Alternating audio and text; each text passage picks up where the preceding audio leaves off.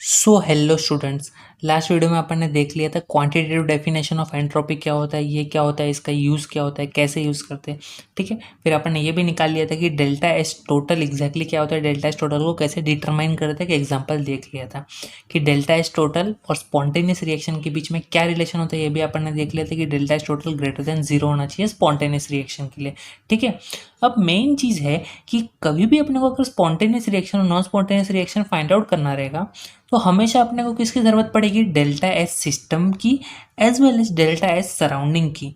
System तो अपने को मिल जाएगा बट सराउंडिंग तो अपने को निकालना पड़ेगा। ठीक है, तो हमेशा बार बार हर एक रिएक्शन के लिए सराउंडिंग भी निकालो, फिर दोनों को प्लस करो और फिर ये वाला क्राइटेरिया चेक करो कि delta S total greater than zero है कि लेस देन जीरो है। ये थोड़ा सा कॉम्प्लिकेटेड टाइप हो जाता है। तो साइंटिस्ट लोग ने क्या सोचा कि अपने को कुछ एक ऐसा रिलेशन निकालना पड़ेगा कि जो सिर्फ और सिर्फ सिस्टम के बेसिस पे हो, अपने को सराउंडिंग की कोई ज़रूरत पड़नी नहीं चाहिए उसमें। सिर्फ और सिर्फ किसके बेसिस पे हो, सिस्टम के बेसिस पे हो, कि सिस्टम के कुछ फंक्शंस ले लो, कुछ पैरामीटर ले लो कि एंट्रोपी हो गया, एंथैल्पी हो गया, टेम्परेचर हो गया, कुछ तो सिस्टम के ऐसे पैरामीटर्स लो, कुछ तो फंक्शन लो कि सिर्फ सिस्टम के बेसिस पे ही अपन ये चीज़ बता सके कि ये रिएक्शन स्पॉन्टेनियस है कि रिएक्शन नॉन स्पॉन्टेनियस है। तो एक नया कंसेप्ट आया उस टाइम पे जब ये क्राइटेरिया डिस्कस हुआ, ये प्रॉब्लम डिस्कस हुआ, तो एक नया उस टाइम रिलेशन आया जिसका नाम था गिब्स एनर्जी।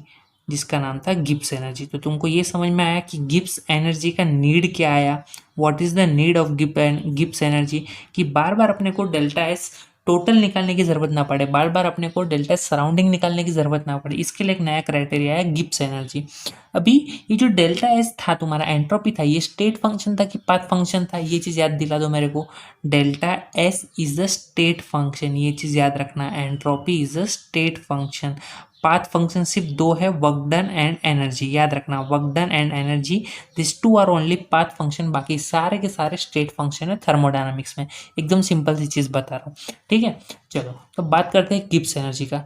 तो गिब्स एनर्जी का एक फॉर्मूला बनाया साइंटिस्ट ने, गिब्स ने।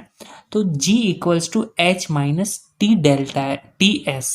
जी equals to H minus T S, ये एक फॉर्मूला, गिब्स एनर्जी का एक फॉर्मूला बना जिसका गिब्स एनर्जी का नोटेशन था G equals to H minus T S. ठीक है, अभी इसमें सारे के सारे चेक करना, enthalpy and entropy. H is enthalpy and S is entropy. और ये चीज़ भी चेक करना, एंथैल्पी, टेम्परेचर एंड एंट्रोपी, ये तीनों की तीनों कौन से फंक्शन है, स्टेट फंक्शन है कि पाथ फंक्शन है, डेफिनेटली स्टेट फंक्शन है।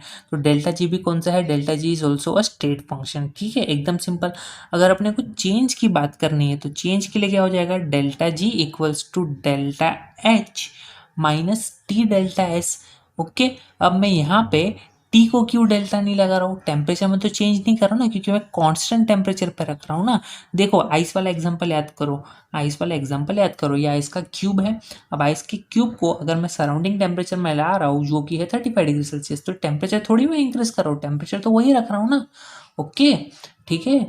और यहाँ पे जो भी इसका फेस चेंज हो रहा है, लिक्विड फेस चेंज हो रहा है, वो क्यों हो रहा है, क्योंकि जो क्यू रिवर्सिबल है, जो क्यू रिवर्सिबल है वो थोड़ा थोड़ा स्मॉल अमाउंट में इसके अंदर जा रहा है और इसको लिक्विड फॉर्म में कन्वर्ट कर रहा है।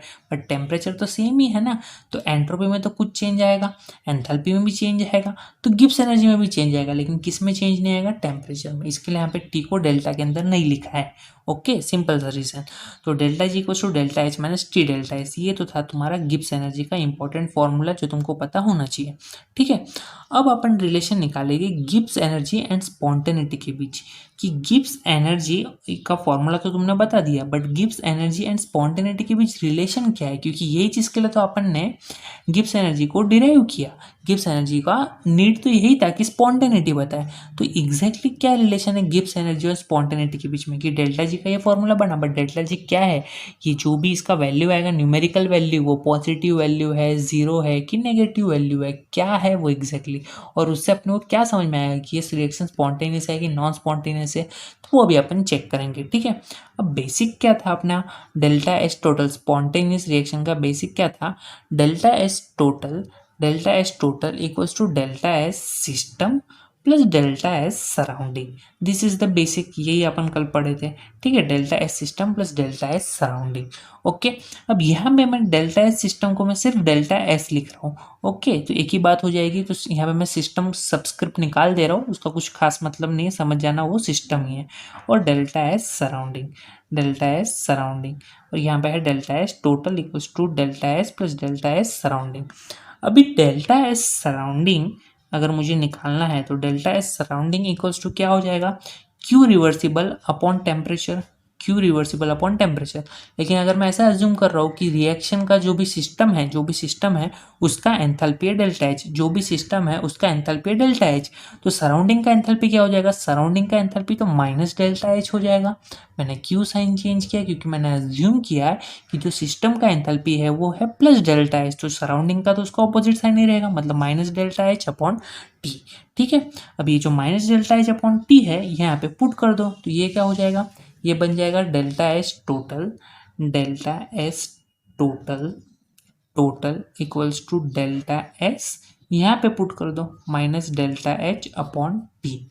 अब टी को सबसे मल्टीप्लाई कर दो तो ये फ्रैक्शन वाला अब टेंशन ही नहीं रहेगा, तो अगर टी को मल्टीप्लाई करोगे तो T delta S total equals to T delta S minus delta H. अब यहाँ से टी डेल्टा एस के लिए इक्वेशन को अरेंज कर दो, तो टी डेल्टा एस के लिए अगर अरेंज करोगे तो क्या बनेगा, फॉर्मूला माइनस है तो इधर लेके आ जाओ, तो T delta S total plus delta H बन जाएगा। ठीक है, टी डेल्टा एच के लिए अरेंज किया, माइनस था, इधर लेके जाओगे तो प्लस।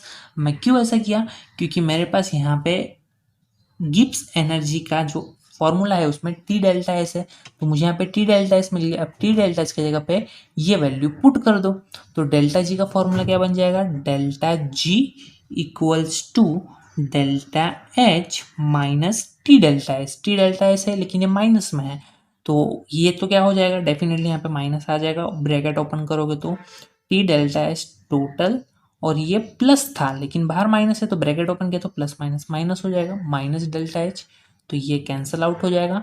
तो क्या रिलेशन मिला अपने को, delta G equals to minus T delta S total, ये अपने को फाइनल रिलेशन मिला, delta G equals to minus T delta S total.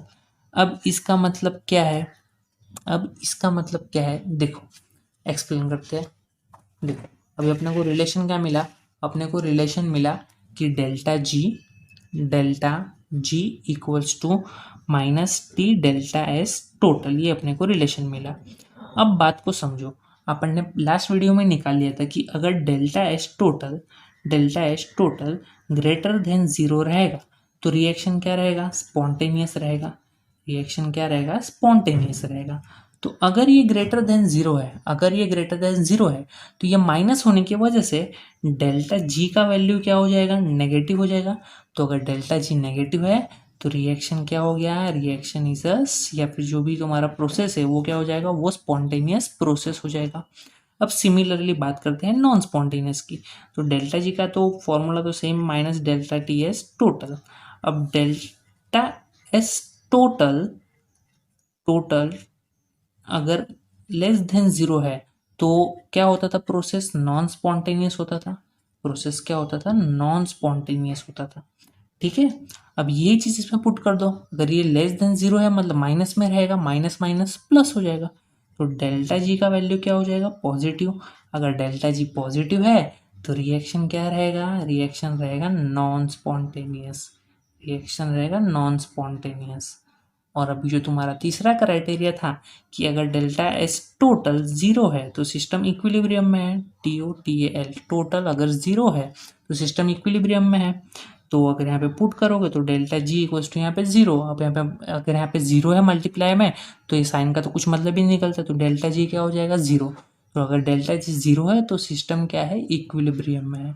अगर सिस्टम इक्विलिब्रियम में रहेगा तो उसका डेल्टा जी का value as well as delta S total का वैल्यू क्या रहेगा, ज़ीरो।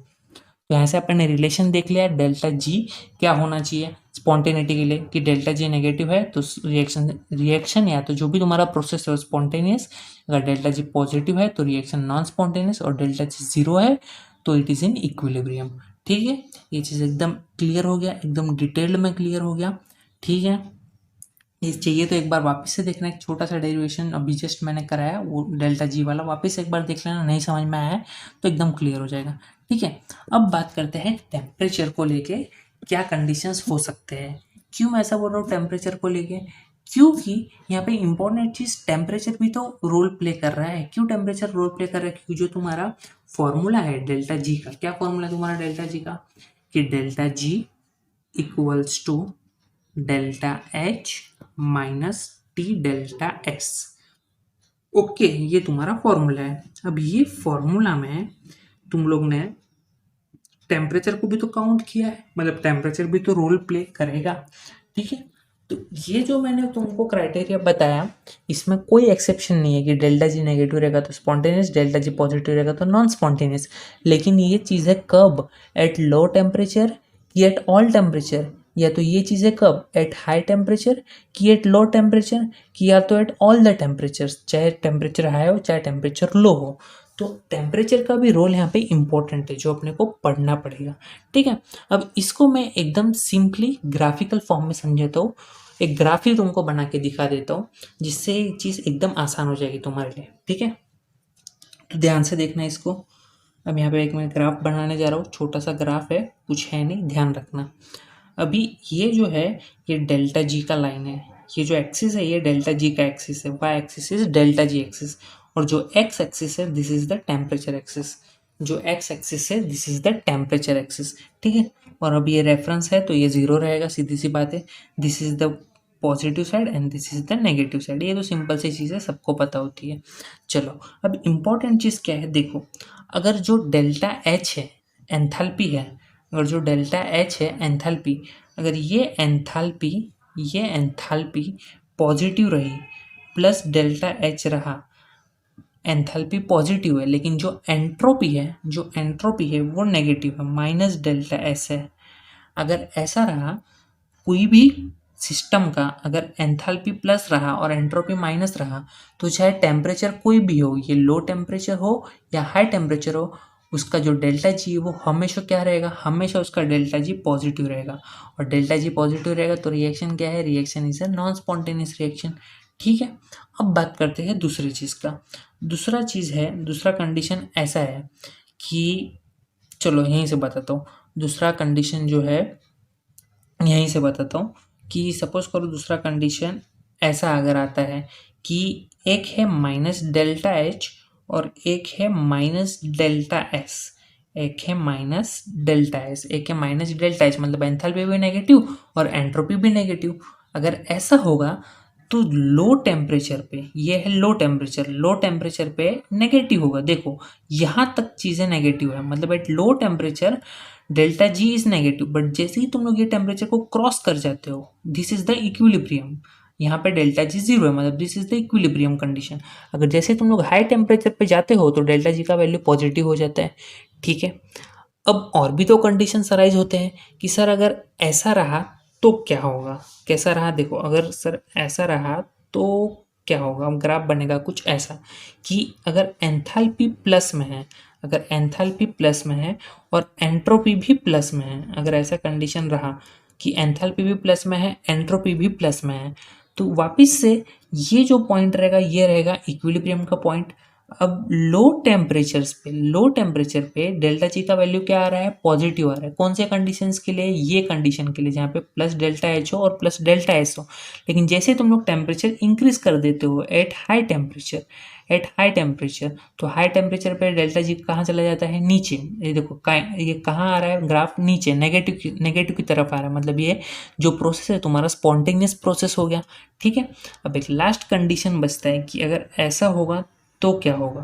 कौन सा कंडीशन बचता है कि अगर एक नेगेटिव है माइनस डेल्टा एच है और दूसरा पॉजिटिव है प्लस डेल्टा एस है, ये कंडीशन अपना बच गया था, minus delta H plus delta S. अगर ऐसा है तो ऐसा ग्राफ आएगा कि अगर कोई सिस्टम का एंथैल्पी नेगेटिव है लेकिन एंट्रोपी पॉजिटिव है, तो ये बिल्कुल भी टेम्परेचर पे डिपेंड नहीं करेगा कि चाहे लो टेम्परेचर हो चाहे हाई टेम्परेचर हो, तुम्हारा जो भी डेल्टा जी आएगा वो हमेशा क्या रहेगा, नेगेटिव रहेगा, मतलब रिएक्शन हमेशा स्पॉन्टेनियस रहेगा।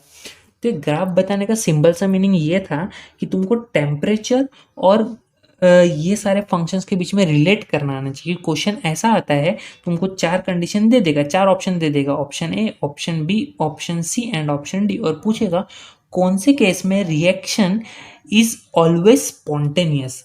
मतलब कौन से केस में तुम लोग टेम्परेचर कितना भी कम रखो, टेम्परेचर कितना भी ज़्यादा रखो, रिएक्शन स्पॉन्टेनियस होगा। तो ऐसा एक ही केस है, कौन सा वाला केस, जहाँ पे एंथैल्पी नेगेटिव है लेकिन एंट्रोपी पॉजिटिव है। ये केस में चाहे टेम्परेचर लो हो चाहे टेम्परेचर हाई हो, ये मैटर ही नहीं करता, तुम्हारा आंसर हमेशा नेगेटिव में आएगा।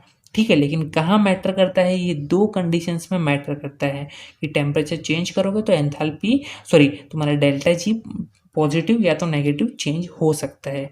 ठीक है, तो मैंने तुमको एकदम क्लियर वे में ये चीज़ एक्सप्लेन कर दिया। ये ग्राफ याद रखने का और भी सिंपल मेथड है, डेल्टा एच पहले आना चाहिए फॉर्मूला के हिसाब से और डेल्टा एस बाद में। तो अब क्या करो, पहले तो लिख लो delta H, delta S, delta H, delta S, delta H, delta S, delta H, delta S. मैं सिंपल वे बता रहा हूँ ग्राफ को याद रखने का। अब पहला है पॉजिटिव, तुम्हारे फॉर्मूले के हिसाब से पहला पॉजिटिव और दूसरा है नेगेटिव, पॉजिटिव नेगेटिव। इसके बाद में क्या करो, इसके बाद में पॉजिटिव नेगेटिव के बाद में नेगेटिव नेगेटिव कर दो, ये रहा नेगेटिव, ये रहा नेगेटिव।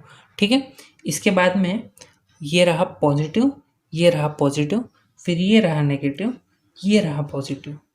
ठीक है, तो प्लस माइनस प्लस माइनस, और यहाँ पे माइनस माइनस प्लस प्लस। ठीक है, ये चीज़ तुम लोग को याद रहेगा तो तुम्हारा काम हो जाएगा। Plus minus plus minus minus minus plus plus, अगर ऐसे चलोगे तो तुम्हारा काम आसान हो जाएगा। देखो, plus minus plus minus minus minus plus plus, तो ऐसे तुमको ग्राफ भी याद हो जाएगा और तुमको एकदम क्लियर हो जाएगा। अगर एक ग्राफ माइंड में रहेगा तो तुमको इसके ऊपर कोई भी सम आ जाए, तुम्हारा न्यूमेरिकल हो या एमसीक्यू हो, जो भी हो, एकदम क्लियर वे में फटक से सॉल्व हो जाएगा। ठीक है, आई होप सो एकदम क्लियर से समझ में आ गया ये चीज़। ओके, अब मैं न्यूमेरिकल फॉर्म में भी अगर एक्सप्लेन करूँ कि टेम्परेचर इसका वैल्यू कोई ले लो, जब अपन न्यूमेरिकल करेंगे तो ये चीज़ मैं और डिटेल में एक्सप्लेन कर दूंगा नेक्स्ट वीडियो में। ठीक है, ओके। और एक इंपॉर्टेंट नोटिस, लास्ट वीडियो में मैं बोलना भूल गया था तो इसलिए अभी वापस से बोल रहा हूँ कि जितने भी वीडियो आ रहे हैं मेरे केमिकल थर्मोडायनेमिक्स से आगे, जो भी टॉपिक पे मेरे वीडियोस आएंगे, जो भी चैप्टर से रिलेटेड, सबके डिस्क्रिप्शन बॉक्स में जाओ, एक ऑनलाइन टेस्ट का लिंक मिलेगा, उसको क्लिक करो और वो ऑनलाइन टेस्ट दो। छोटा सा सिर्फ वीडियो के रिलेटेड ही वो टेस्ट रहेगा। ये वीडियो मैंने जितना बताया उससे रिलेटेड ही टेस्ट रहेगा, तो उससे तुमको समझ में आएगा कि तुमको कंटेंट कितना ग्रास्प हुआ है। ठीक है, ओके।